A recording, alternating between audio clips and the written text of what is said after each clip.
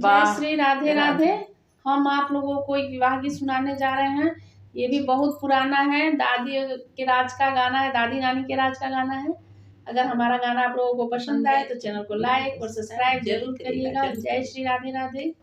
बाजत आवेला रुन झुन बाजन, उमड़त आवेला निशान हो, उमड़त आवेला निशान हो। बैल चढ़े महादेव गरजत आवे, आठो अंग भभूति रमाए हो, आठो अंग भभूति लगाई हो। पर छन चलेली माता मैना दे, हथवा सरैया कसूप हो, हथवा सरैया कसूप हो।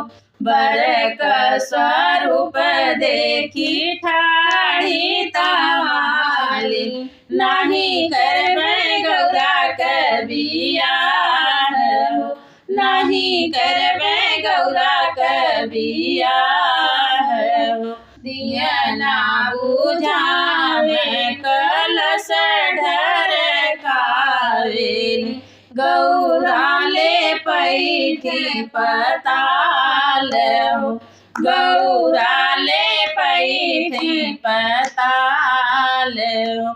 ऐसन तपस्या बरसे गौरा नाही बियहब, बले गौरा रही है कुंवार हो, बले गौरा रही है कुंवार हो। मसवा भेल से धरी के उड़ेली गौरा दे, लगेली महादेव के कान हो, लगेली महादेव के कान हो।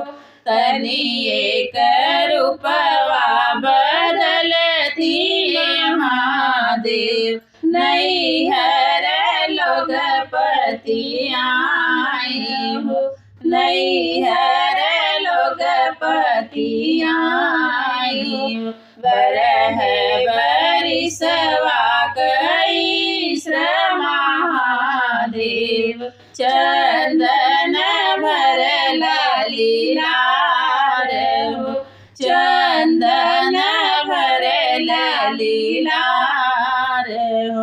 दियना जे बार कलश भरवावे, होके लागे धर्म बियाह हो, होके लागे गौरा कबियाह हो, होके लागे मंगल चार हो।